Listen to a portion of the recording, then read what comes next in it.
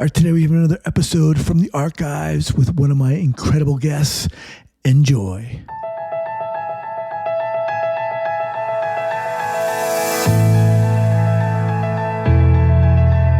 All right, guys, welcome back to the Trauma Therapist Podcast. I am super excited to have as my guest today, Cissy White. Cissy, welcome. Thank you. I'm so happy to be here. All right. So Cissy is a trauma mama, writer, and joy-stalking survivor. She believes it's possible but difficult to live, love, and parent well while post-traumatically stressed. Her goal is to make talk about trauma and healing less clinical and more conversational, less abstract and more accessible. She's currently working at the ACEs Connection as a Northeast community facilitator and parenting with ACEs community manager.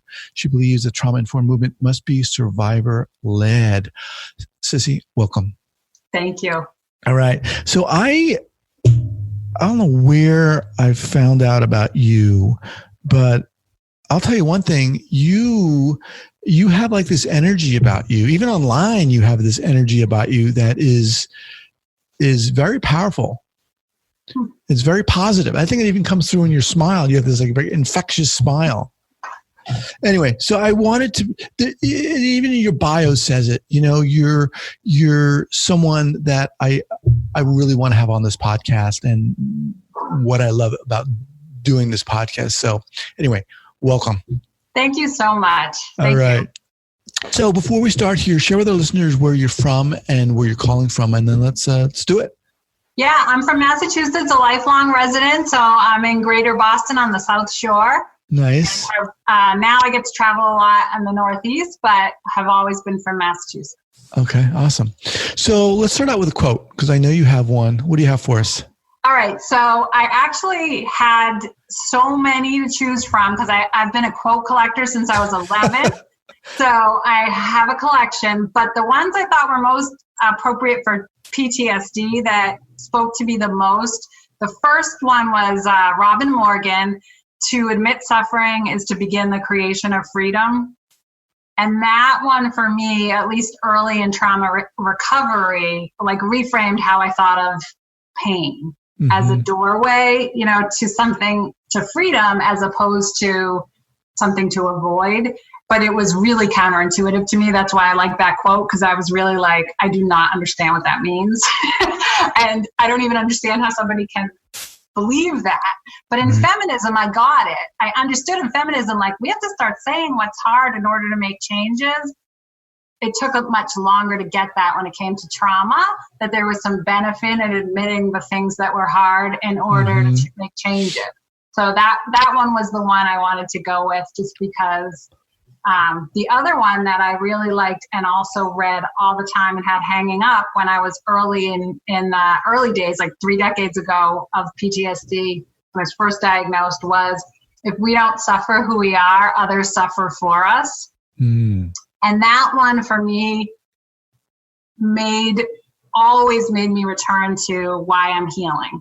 Like at the beginning of healing, it never occurred to me that I would ever be happy, which, yay, I got to that, but that was not the goal. It was just not to be destructive. That was it. Right. Because I was like, I might not be able to be happy, but I can definitely not make other people miserable. Right. I definitely thought that was possible. And that for me was now I'd say with self-love, I would have done it for myself as well. Wouldn't have been there at all. And that would not have resonated for me early in healing. I just was like, just don't be a succubus on the planet. Right. Like, you might not be able to be a contributor, but don't be that. And that was the way I thought back then. Yeah. So I just wanted to share those too, because I think what we think and feel when we're healed is really different than when we're in agony. Well, yeah, I mean, I love both those quotes, and I think if we kind of invite you to tell your story, we'll kind of, those will be unpacked along the way. So I'm really curious, because I don't know that much about your story, and I really am curious to hear how the hell you got here. What do you... Okay. It's funny because it's fairly recent. I mean, my personal journey is long, of course. I'm in my 50s, but my professionally talking publicly about being a survivor is really since 2014. And I've always been a writer, so I wrote and researched and was interested in healing and people's personal stories of all kinds, just biography and memoir kind of stories. But what happened was in 2014, I went to the trauma conference in Boston, the International Trauma Conference. Now, I had never been to a professional conference in my life. I'm the first person in my family to go to college. I was a mom at the time and a single mom. So it was like a huge deal for me to even figure that all out, to go to a conference for 4 days. And it was paying out of pocket because I wasn't working. So it was like $500. And I remember I was astounded that there were no survivors. Like it was a conference for trauma survivors, and it was billed as the 25th anniversary of developmental trauma. And it was Bessel van der Kolk, and it was all these amazing people that I had been researching like a trauma survivor groupie. I mean, I knew all the names, I read all the books, I had been following all the research, but I just didn't know anything about the clinical world at all. So I just went as a survivor, which not one person spoke as a survivor. There was not one book by a survivor. There was not one vending. There was zero survivor voice. And I was shocked. I was like, I literally went home and did artwork about like Let the Rats Speak, because they were doing all these talking about all these studies about rats and mice. I mean, fascinating, really interesting studies, and monkeys and all this stuff. And I was like, but people have PTSD and we can share, like we can give feedback. Like it doesn't have to be so abstract. Like why aren't there panels with survivors talking to therapists? Because I should say that the topic of this particular conference was 25 years, where have we come? And I had been diagnosed with PTSD 25 years before. Oh, wow. So I was like, I've lived the like feel it to heal it, all talk all the time, to change into like, no, we all just have to be in the body and not too much talk. Like I've seen the pendulum, but from the patient side. And I was like, this is not included or represented at all. Like, I mean, and now I know that a lot of therapists are trauma survivors, which I didn't know at the time. So I was astounded and literally was just like, we can change this. Like, we have to change this. We need to be talking to each other. Obviously, we can't be talking to our own therapists in like, I understand the personal professional boundary, but I'm like, we could be speaking clinically as peers and parents and like, oh, you meant to be doing that with the therapy, but when I came home and actually had to parent, here's how it works. And I was like, where are those conversations happening so we can see how applicable it is or what works and doesn't? And so that's what actually made me start writing publicly as a survivor, because and then so some therapists reach out to me and said, we can't have those conversations with people. Like, it's unprofessional. If we can't talk to our patients and ask our patients to come present at the conferences, we like it's an awkward balance. We don't necessarily know how to deal with that paradox. And I was like, well, survivors can just start talking. Well, but also, first of all, I mean, I think what you did was awesome, and I think your actions are completely validated. I mean, yes, a lot of therapists are trauma survivors, but that doesn't preclude another discussion, a simultaneous discussion with survivors and as survivors. And number one, number two, yes, the therapists can't invite their clients, but that doesn't mean that other survivors can't just go and another therapist can talk to them and have that discussion. I want to kind of drill into that and dial into that. But if we may, Cissy, can we go back a little bit? And you said, by that time you had experienced, or you were living with PTSD, you had been diagnosed 25 years ago. I mean, with sensitivity here and boundaries, of course, but what was that experience like for you? I mean, as a survivor, how did you come to terms with that? being diagnosed? Well, yes, even getting to the point where you're like, something's going on, or I knew something going on, that whole process. Yeah, I was in college when I got diagnosed. I sought therapy in college. And again, I was the first person in my family to go. So college was a culture shock. And when I was in college, my grandmother had been diagnosed with ovarian cancer and died. My stepfather and my family, which of origin, which had been abusive, he also died. And then in the same 18-month period, my sister met our biological father, who had abandoned us when when I was a baby and she was a toddler. And it all happened in this really short, compressed amount of time. And I was in college. And so I started getting anxiety attacks, which I had never had, and just absolutely terrified me. Thought I was, thought I was having a heart attack. I didn't know what anxiety was. And so I had seen the movie Born on the 4th of July way back when with Tom Cruise. And I was sitting in the front seat, and I was with a bunch of friends from college, and we went back home after the movie, and we were doing like a stress test. And I remember my score was off the charts. And I remember writing in my journal before bed, like, for someone with so much stress, I'm doing really well. And I woke up the next day and had like a full-blown anxiety attack, and went to health services and was like, I did not understand what was going on. And then they started asking a little bit about my family history and past. And that was kind of where everything came out. And it was at that time in college, I probably went to therapy twice a week for the rest of college. And that was when I got the diagnosis of PTSD and started realizing my family life wasn't like everybody else's. My mom was 16 when she had kids. Her partner was abusive. My stepfather was an alcoholic. So there was physical violence. And this is partly why I am in the ACEs movement now, is because there was lots of different types of trauma. And even back then, therapy really focused on like if there had been sexual abuse or not, and not the intersection of poverty, being working class, sexism, interpersonal violence, all the different, and all those are intersect, they all intersect in ways that are really important. So that was so much all at once. And then I was in college, and I was also like an amazing and exciting time. Like the world was opening up, and I was learning about books and research and all these fascinating things. So it was just a big time in my life. And that diagnosis, I was furious when I was diagnosed, because I had gone to therapy for 3 months before I was diagnosed, and kind of understood that the diagnosis and the trauma was related to abuse.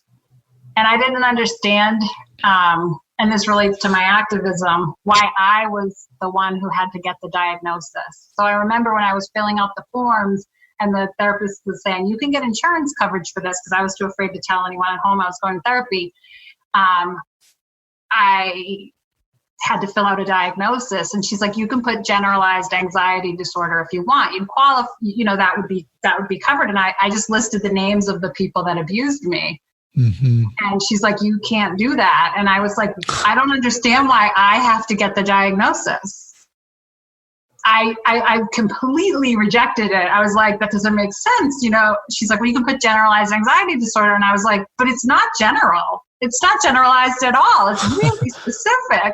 Right. And so she said, well, you can put post-traumatic stress. And I was like, well, that's more accurate.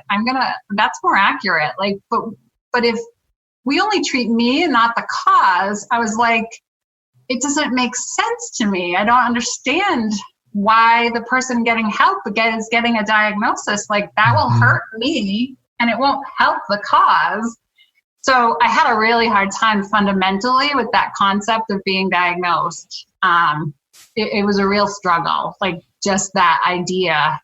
And is partly why I'm also interested in social change, because I think if we just treat symptoms without treating causes, I don't know, like, where are we going to get? Right. So you got the diagnosis while you were in college? Yep. Okay. And, from that point until you went to that conference was many years, right? Yes, 25. Okay. Wow.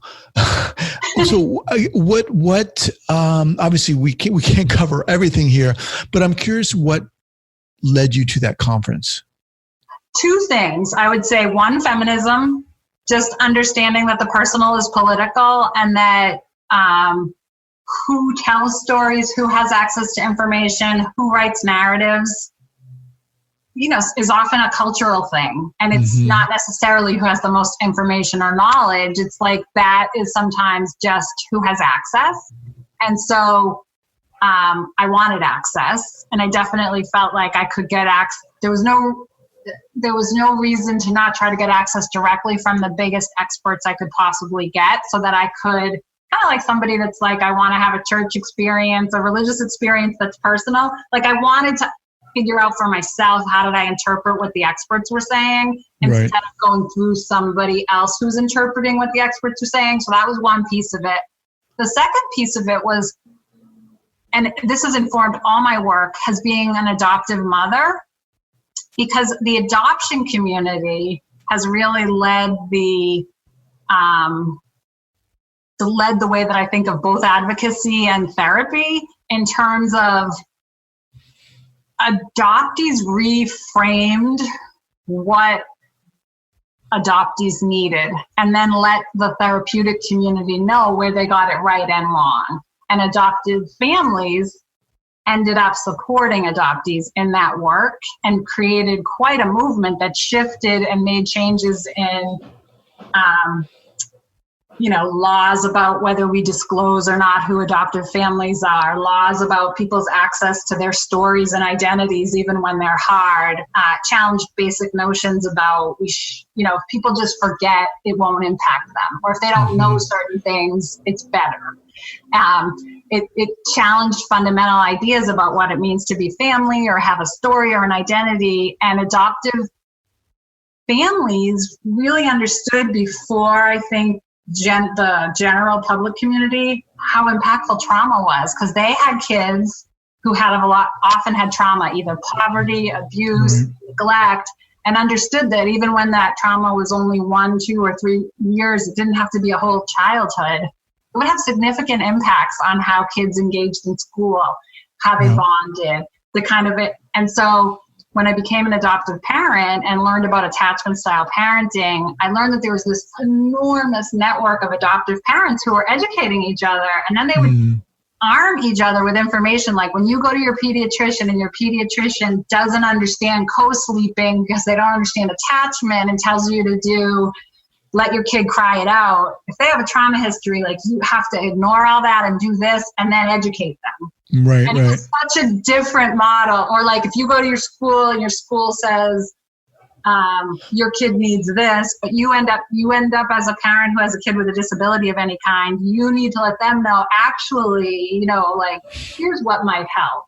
And they were the ones who helped bring trauma sensitive schools and into being, because they knew it was actually the Attachment Trauma Network folks who were both adoptive parents, who both had been educators, who understood that even though I'm an educator, once they had a child that had attachment issues themselves, things they thought weren't the things they thought worked weren't the things that actually worked with their kids. And they realized, we have to learn something else. So this educator partnership ended up transforming this movement and has been leading the trauma sensitive schools movement, which is really strong now and informs many of us now in the trauma community, because we're like, communities can do things, schools can do things, families can do things, and of course therapists can do things, but we all have our place. So you walked out of that conference. What happened? What did you leave there with? I started writing publicly. I mean, almost within 2 months, I wrote a piece about that experience, about becoming the person you needed, and where are the survivors? Why are there so many survivors and so much silence? Why doesn't anybody poll us or ask us what we need, or if the help helps. Right. Why aren't we in collaboration and communication? And so I started just blogging on my post. Like Heal Right Now, I started writing for Elephant Journal, a little bit for the Boston Globe, spirituality and health, and just started asking like ethical questions about why aren't we allies? And right. And what did you find out? What were you hearing back?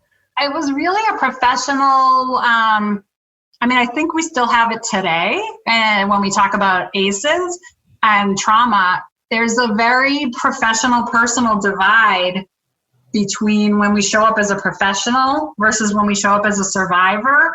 And many of us are both or many things, but it's vulnerable if we lead as a survivor. Yeah, you're bringing up a lot here that I'm tempted to go down, but I'm really kind of intrigued and inspired by your passion of advocacy and so forth.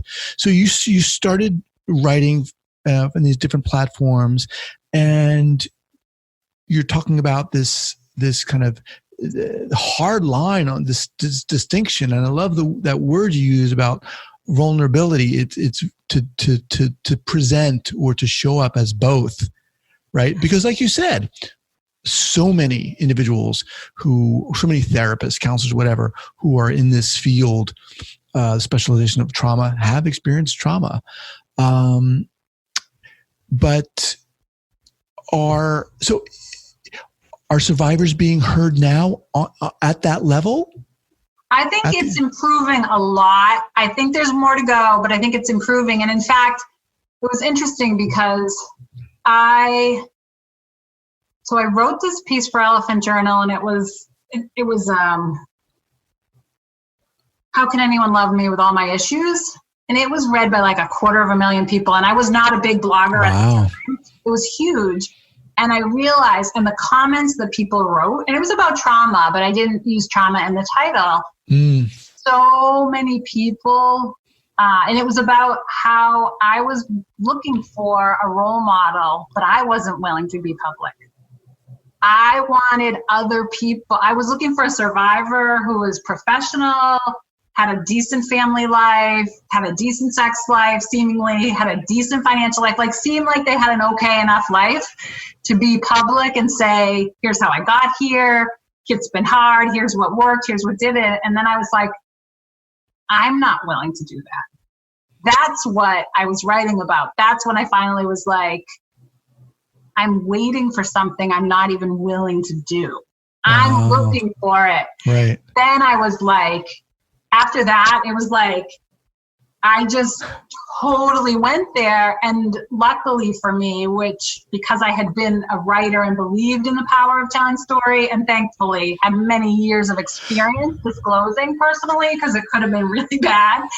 But I had experience at that. So I knew I had felt and mostly had a good experience. And so I started writing about how hard it was to be a survivor, and not like hard, like poor me, but just like, why didn't anyone tell me how hard it would be when I had kids? Why didn't anyone tell me how hard it would be to co-sleep? Like, that's so different as a survivor. Or like, how come no one said love would be like the hardest thing I would ever have to figure out? Like, that would be the tricky one. Like, and then so many people would write and comment and say, thank you for saying that. Like, no one's ever said that. That's my experience. And it was like the harder I said it was, the more people said thank you.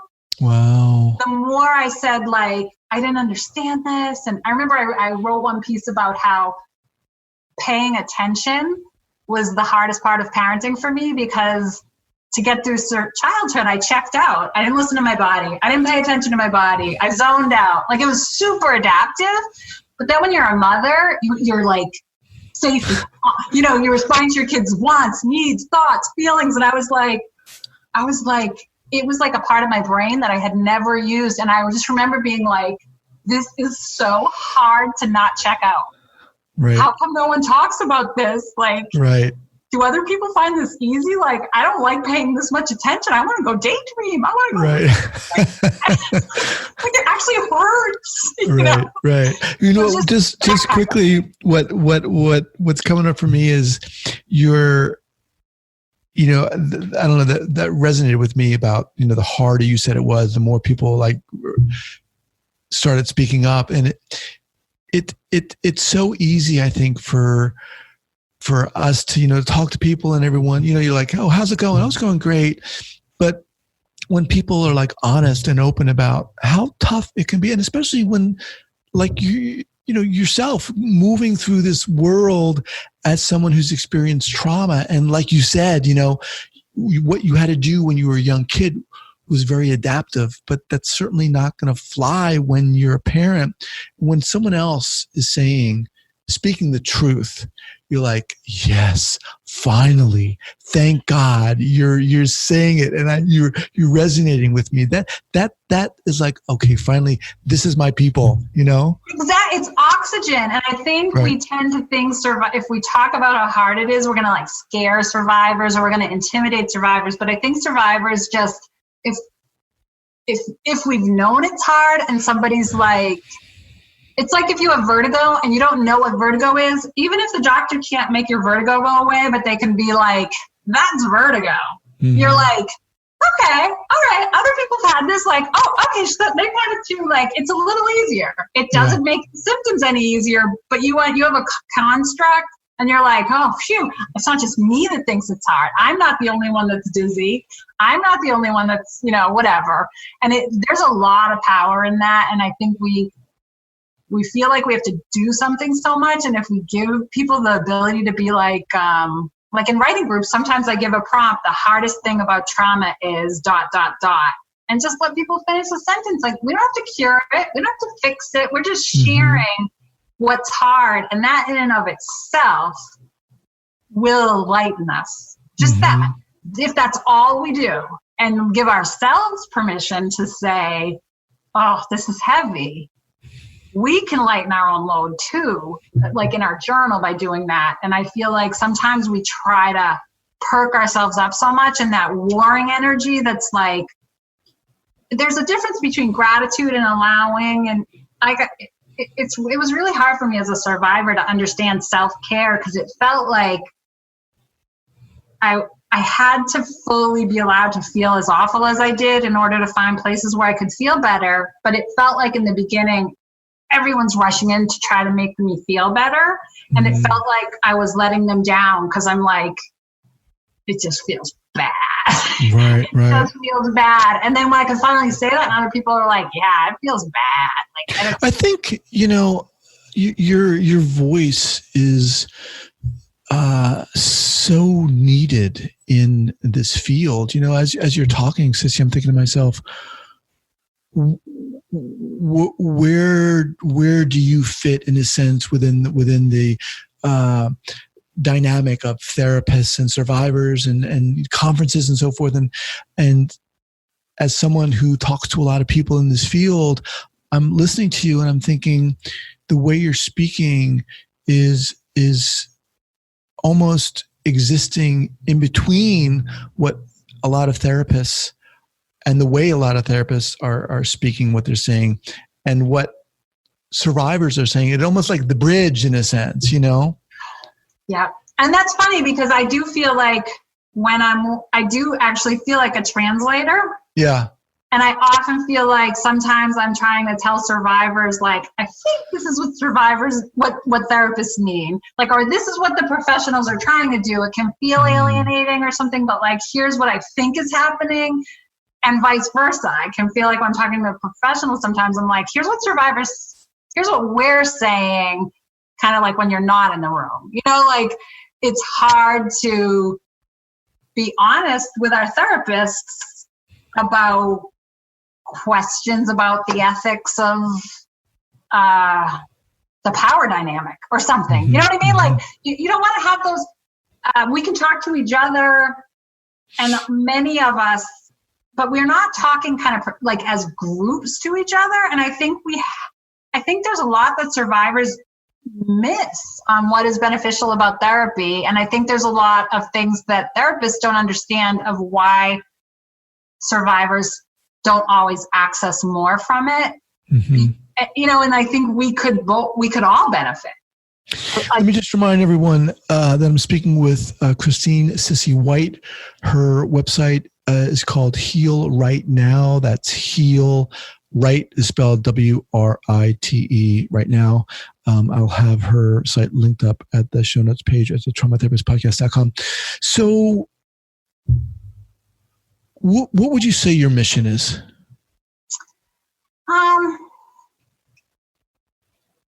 I mean, for those I would say I care what the theories about trauma are, but I'm more interested in sharing and understanding how trauma feels.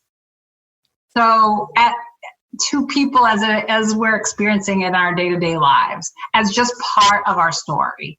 So I guess on the one hand, it's like a two-part mission. I was like, I want to be really specific about the internal experience of being a trauma survivor, which is very changeable and is very different, but also connecting, breaking down the personal and professional, because we all have a story and we're all sharing each other. We're sharing a bigger story together. So I feel like they're opposite. There's like this big global universal thing I'm trying to do. Like, we're all just have a story. It's not just about trauma. But on the other hand, here's how trauma can feel, or here's how love can feel if you're a trauma survivor. Here's how parenting can feel if you're a trauma survivor. Here's how the medical community can feel if you're a trauma survivor. So that it's both really specific and really general. So it's kind of spiritual, and it's kind of like I feel like it is kind of spiritual and kind of like a writer. So it is like, so we don't feel alone. I don't think we're alone. And I think if we go deep enough, we are all, there's a lot of commonality.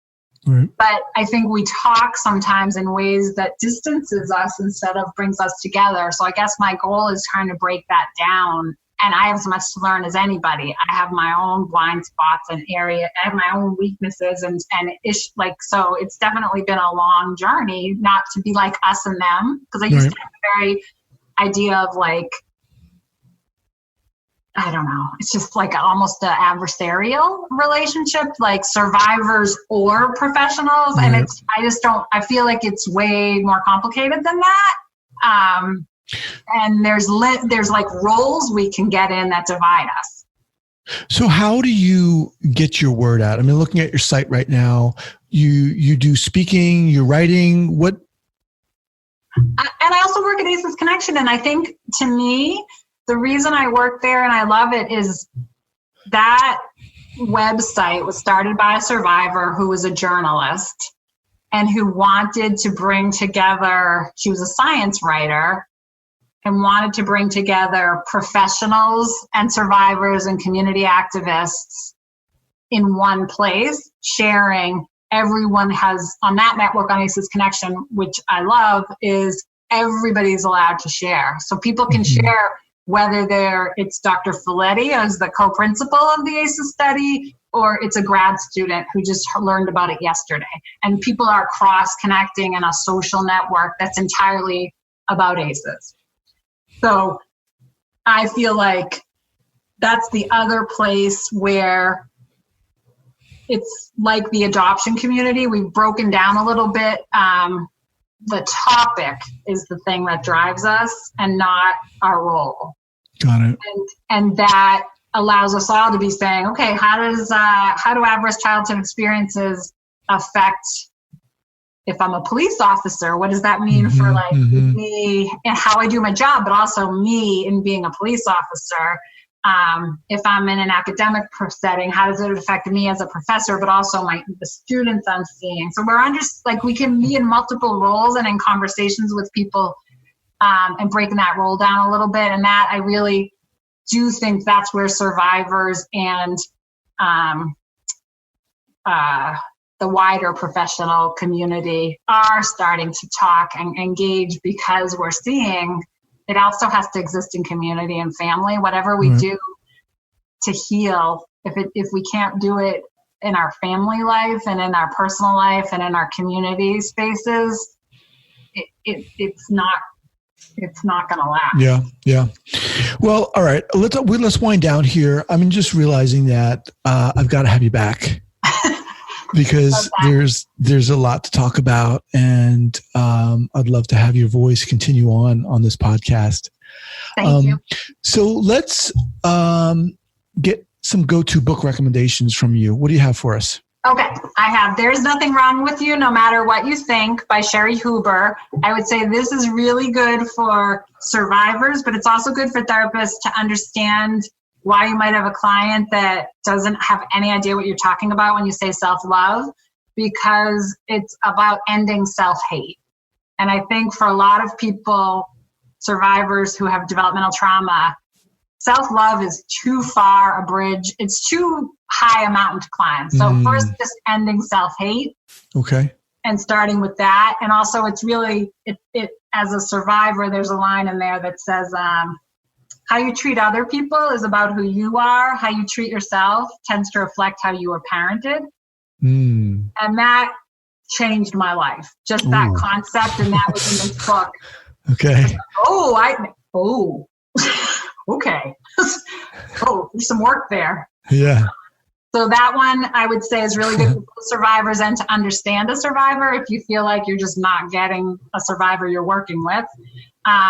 And then the other one that was most helpful for me, even though I know Bessel van der Kolk's book is brilliant and I love it, Invisible Hero, it was Bella Ruth Napperstack wrote, and it was more accessible to me because she wrote as a therapist who was struggling with reaching her clients. What she was doing as treatment wasn't working. So she started looking at guided imagery and different techniques. And it's a little bit about her story, but also, for me at least, it was a gentle introduction into guided imagery, meditation, all those things which, at least to me at the time, because I wasn't very in touch with my body, seemed really far out, but it was very safe and warmly and nicely done, and not too academic, which for me resonated. So it's still one of the books I turn to when I still use guided imagery when life throws me a curve.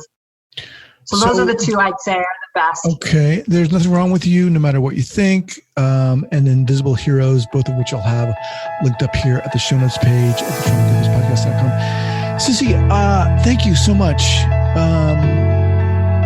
for coming on here. And it's an honor to speak with you. I mean, it's an honor to get to speak with you. And I can't wait, literally, really, seriously, to have you back. I can't wait to be back. And as I told you, you're like the David Letterman for us trauma nerds. And I'm so thrilled to be here. And I would love to continue the conversation because honestly, this is my passion. These conversations. Well, it shows. Thank you so much. All right. Take care. Bye.